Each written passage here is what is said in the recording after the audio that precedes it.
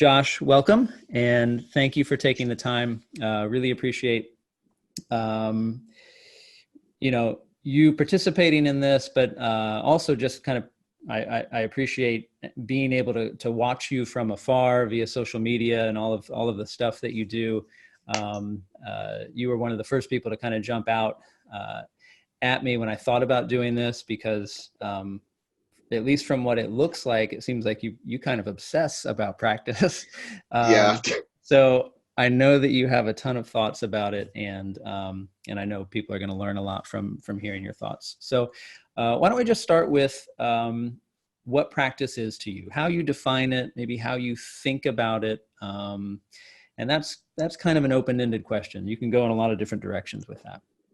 yeah. I think it's definitely changed over the years. When I first started, it was more about learning how to execute something. Um, and as I've grown older, I guess it's more about learning how to express something and kind of going in between. It sometimes it's a little bit of a fight between the two because even though I'm trying to express something great, I need to be able to execute it. So Right. it's a little bit of a tag team match going on. So yeah, practice I think is a combination of learning how to execute expression. Hmm. Okay. That's good. I like that. That is good. Do you when I'm assuming that sort of that idea, or maybe maybe even just the ability to sort of define it as such, um, has been perhaps an evolution, over time in terms of your relationship to it and how you think about it.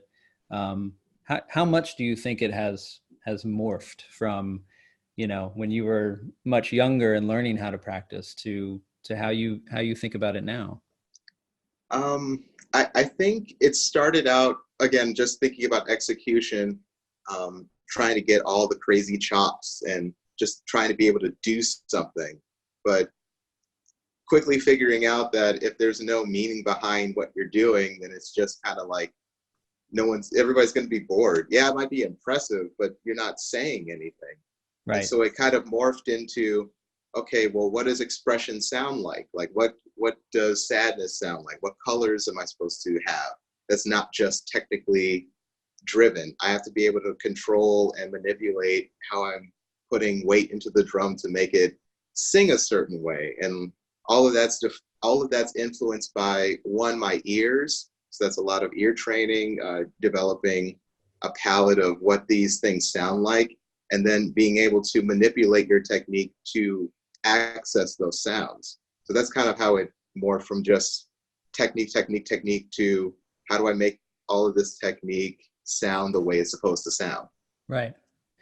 All of that, I mean, it really sounds like, um, and correct me if I'm wrong, but probably from an early age, as you talk about it and define it, it does sound like something that that you are seeking out, meaning, um, we always sort of talk about or reflect with ourselves, how or why we practice at all. What is the motivation, basically.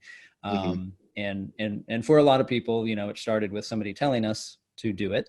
But for others, it was always just sort of this intrinsic, desire. Um, and certainly in how you're defining it now, it sounds, very much like it's coming from inside, that you have this desire in order to seek this thing, essentially. Yeah. Um, do, do you, I mean, how do you um, think about that in terms of, well, I'll start this way. So I know that you work with certain students. I know you do some online lessons. I'm assuming you do some in-person lessons as well. All of us who have, some level of performance job also typically have some level of teaching job as well. Do you find that you spend much time trying to communicate that aspect to your students in terms of, hey, this whole notion of practice, what we're doing here, what we're trying to achieve is really kind of this this bigger thing that you know that has to come from inside, and not what I'm telling you. Can you teach that? Can you communicate that effectively? What do you think? Yeah, it's something. When I was first studying more body mechanics, I read a book by Bruce Lee, and one of the things he says is that he can't teach anyone how to do anything. He's more just helping you learn and express and explore yourself. And so I kind of go in lessons. Number one, just going through relaxation techniques, because if you have a tense body, then the mind can't really do anything for you. Right. So it's more. I teach more reactionary movements and learning how to guide reactions. And then as things get more relaxed, then we can talk about, okay, what is this supposed to sound like? What does this sound feel like? Like sadness feels a certain way, and so it influences your emotion a certain way. So like in order to do that, you have to be physically relaxed first. Right. Right. Then you have to be willing to actually like go into those emotions, and you have to like think about, how do I express sadness and all that good stuff. And then it becomes a therapy session. Right. Right. Yeah. So if we then, if we're steering it back to you and to how you internalize that, I think much of what people see out of you and from you along these lines is, of course, what you put up in terms of your content on social media. And so it seems like there's, at least from afar, and again, correct me if I'm wrong, but you spend, there's a lot of energy spent towards, either doing crazy things with the hand or really trying to challenge yourself, that is separate from, preparing specific works. Now, obviously you spend time preparing, your parts for the orchestra, or I know you did a concerto last year, things like that. But it seems like you spend a lot of times just like, trying to come up with ways to challenge yourself more. Yeah. Is that accurate, or is that just, oh yeah, that's what I put out in terms of my content? Or how would you weight those two things in terms of where you spend your time in practice? Again, when I was growing up in this, all of our stick control exercises would be either geared towards what we were playing next, or just another rendition of something. And so I took the idea of, if I can play the craziest thing, like if I can play something that's 2 times harder than what I have to play, then this becomes way easier. Right. And I kind of take that approach with everything. Right. And I've noticed, especially with improvising, most of the exercises I come up with are just because I'm improvising to a song. And then I'll try to do something and I find out I can't actually execute what I'm thinking. Right. So it becomes a new exercise. Right. So yeah, I kind of think of it as me trying to challenge myself to make the things a lot more easier. Right. So let's say you're going into a practice session tomorrow, or several practice sessions later this week, are you sort of structuring your time accordingly? Do you give yourself like, all right, I'm going to do an hour of snare drum or pad or whatever, and I'm going to give that space some freedom to like see what I come up with? Or how do you go into it in terms of what you're thinking? Yeah, I think it's definitely something where it's always pad every day, no matter what even if I'm taking a day off, I still do something on the pad. And then it becomes more specific when, like, I have to learn a couple new marimba solos, so I'm working more on radius ulna turn technique and things like that. So that's where I will like specifically make sure I do a specific amount of work before I actually tackle the marimba solo. So I might do a day of just technique, and then every other day I'll do like a minute or 2 of technique and then work on the solo. But sometimes I just devote an entire day to just prepping the tech. Right. So yeah, that's kind of how I would structure it a little bit. So another thing I've picked up from watching you is that You don't fear practicing in different environments. Sometimes in public environments, you do seem to have your pad with you at all times, and some of that may be by necessity. Hey, if you're traveling but still need to work your hands, then you're just going to do that. What is your preferred practice environment? Do you want to be at the concert hall? Do you want to be in your apartment? Like, what is the most ideal practice setup for you? Um, it, it's one of those things. It depends on the day. I this is something I kind of tell people. With warm-ups, people tend to do the same tempo every day, whereas some days your body might not be able to do the same tempo. Like you have to Mhm. either play slower or faster. And some people don't listen to their bodies when it tells them to, no, I can't do 80, I need to do 60.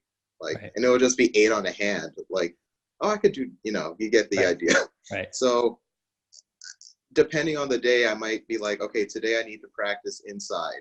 right. Today I need to practice outside. And it's like 50 degrees outside. Like Yeah, go outside and practice. right.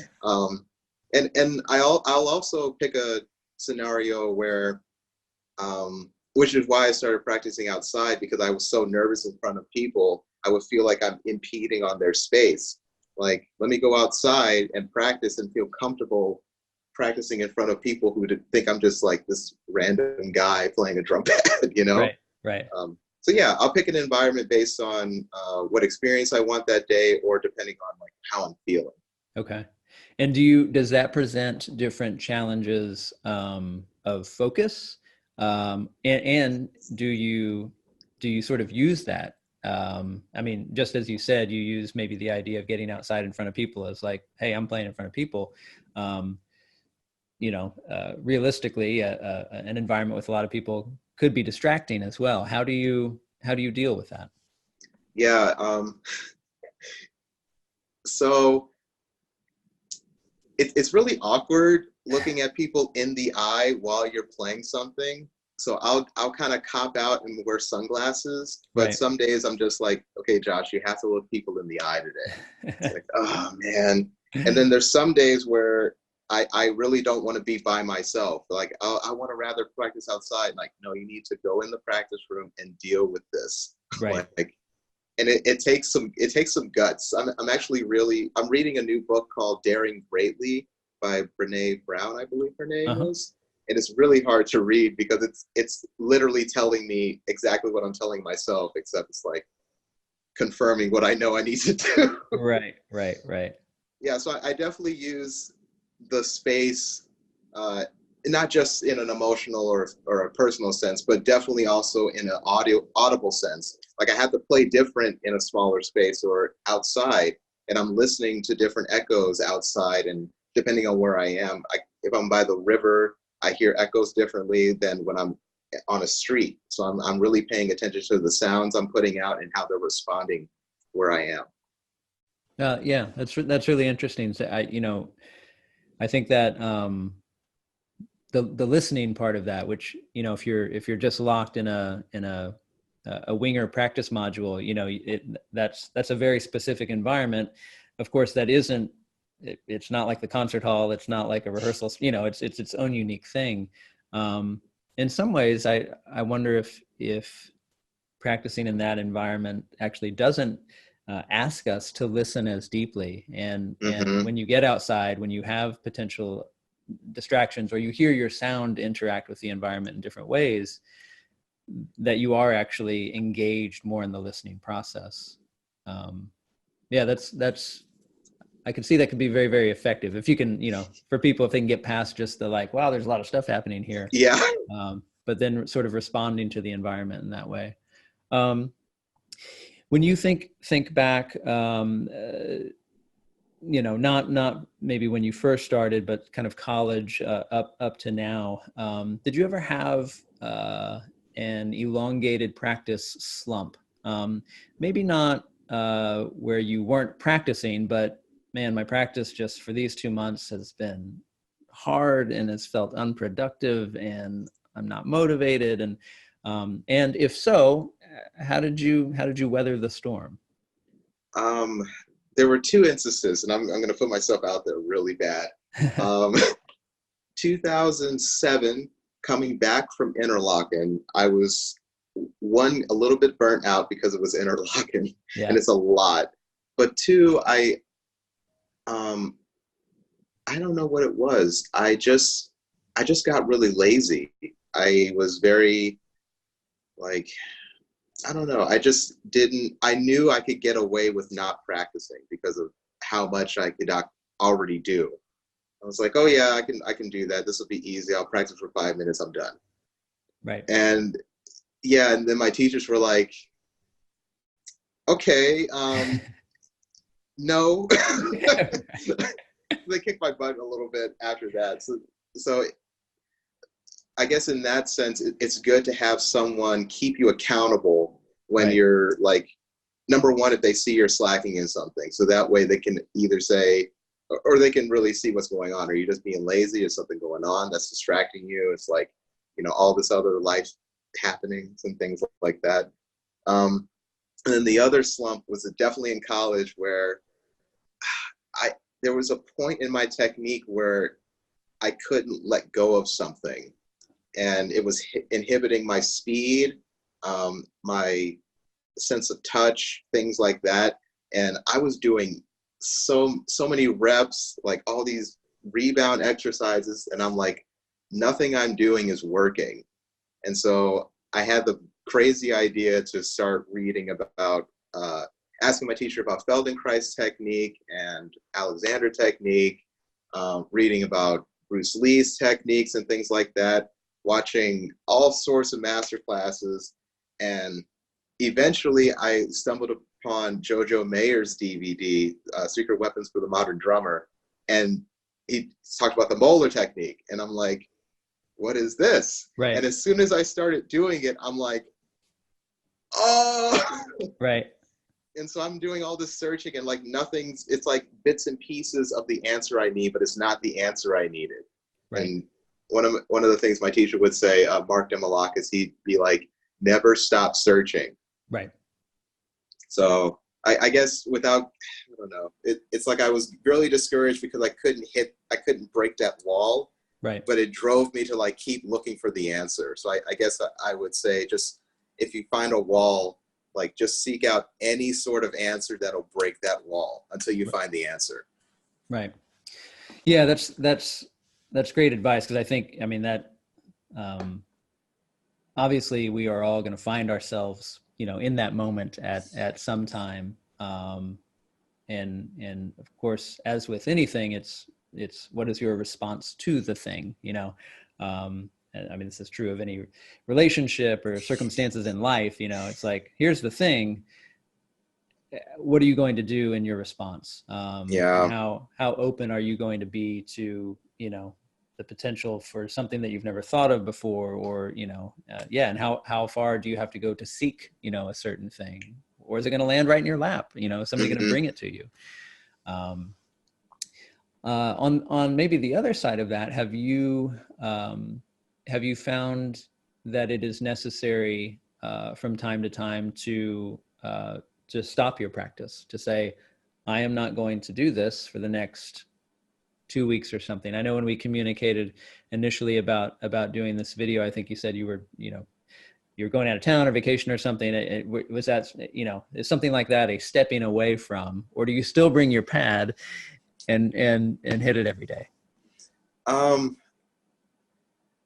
Yeah, this gets into the guilt tripping people can do to themselves, like I am obligated to practice today. And especially this week, I'm making myself listen to my body, not my brain. And sometimes your brain is like, oh, I'm fried, I can't do it today. Right. Yeah, because if you're not fully into it, you're not going to make as much progress with 2 hours than if you just like did 15 minutes. Right. So I try to listen to, what do I need to practice today? Am I feeling good? Do I need to rest? Like, can I practice a different way to rest? Can I not practice today? And I'm trying to be kinder to myself when I decide not to practice, because You need to take care of the person. There's no musician without a person. Right. So yeah, so that's what I'll say about that. Okay. Okay. Yeah, I do think it's hard. We build up, all of us, we have, sort of the self-imposed pressure that we put on um, every single day that we wake up, as a musician. And for students, they have the pressure that's perhaps imposed by teachers or mentors, Yeah. And allowing ourselves to take a step back, I think is one of our biggest challenges. And I mean, plenty of people I think do, but just like you said, they feel terrible about it. So if you're taking a time to not practice, but you're just feeling horrible, well, it's not, it's not doing what it's Yeah. supposed to be doing, in terms of overall health. Okay, and I'd love to kind of close it down with just a real basic question, but one that I imagine could have a longer answer, and that is, do you like to practice? Do you like the process of practice? And that could be yes or no, obviously, and obviously you like it enough that you do it a lot. But is there something about it that when you wake up, let's say it's a neutral day, you're not feeling fatigued or whatever, and just like, are you hungry to get into the process of the work? I'm hungry to get into the processes that I like. I'll use the concerto as an example. Playing the notes is really easy. Yeah. It's easy to learn. It's easy to get the choreography and get all the things right. In order to make music, you have to work on and let yourself be vulnerable. Like, that's the part I hate doing. Right. And it's really easy for me to just hide behind my technique and just go digga digga digga digga done. So I'll say that, especially these days, and again, I'm reading books about it, working on the human side behind practicing is something that I hate practicing, because it's very difficult and it's just hard. For other people, it's easy, but it's something I definitely hate doing every single day. And now I'm journaling every day to make sure I work on it. I'm reading that book. Yeah. And I'm just, again, I'm trying to be kind to myself, knowing that it doesn't come naturally to me, and I shouldn't feel bad about that. And again, that's something people could do with just the physical practice. Some things just don't come naturally. Right. So, like, just accept that limitation, and be creative about how you figure out how to go around it. That's a Jojo Mayer quote. Okay. Well, no, that's really, I mean, it's great to hear. And I know that's perhaps one of the big universals that we all, whether we realize it or not, it could be something as simple as you walk into your practice room and, you always start at the beginning of the piece because you play it well and you like sounding good. So that's what you do. But what you're talking about, has a lot more levels and depth to it, but it's still sort of the same thing. We like doing what we like doing and what we're good at. And, but one of the whole thrusts behind practice, of course, is to get good or get better at the stuff that we're perhaps not as good at. And so targeting that and confronting, I think that's, that is sort of a big deal with the motivation factor of, like, it's just like going to the gym. Like, do I want to go to the gym and tear my body down so that it's going to be stronger later? Well, no, but I do want it to be stronger later. So finding a way to sort of push past that. And it takes courage. And I think it's another thing that it takes practice to build up courage. Right. And I guess one thing I try to do is, I don't know, mantras every week, or look at myself in the mirror and say something positive, or again, writing it out. If you don't have the physical courage to say it, writing it out is a huge benefit, has huge benefits to it. And it comes in hand. I mean, having that courage to do that for yourself makes it easier to do it in front of people. Right. So, it's, that whole thing. No, that's great. That's great. And I think that really does, in a way, kind of sum up this short conversation in a really good way, because I think a lot of it just has to do with honesty, and Yep. and self-reflecting, and just constantly being in that loop, in as healthy a way as we can, in order to push forward with anything we're doing, really. Hmm. So no, I thank you for that, because that's really, a lot of people would not sort of disarm themselves in that way, just to be that honest. And the truth is, of course, we're all feeling that on some level. So Oh yeah. um, great, Josh, thank you so much. This has been exactly what I thought it would be, which is really revealing, and I think something that's going to impact a lot of people, as I mean, people who watch your stuff and consume your stuff all the time, I'm sure already are expecting. But it's really great to hear you, elaborate on some of these things. And yeah, I'd love to, maybe down the road, do it again at another time, and Yeah, absolutely. maybe even have a longer conversation at some point. Because really, all of these things, I think, are relatable to, well, not just musicians, but anybody who is going through the continual process of getting better at something. So.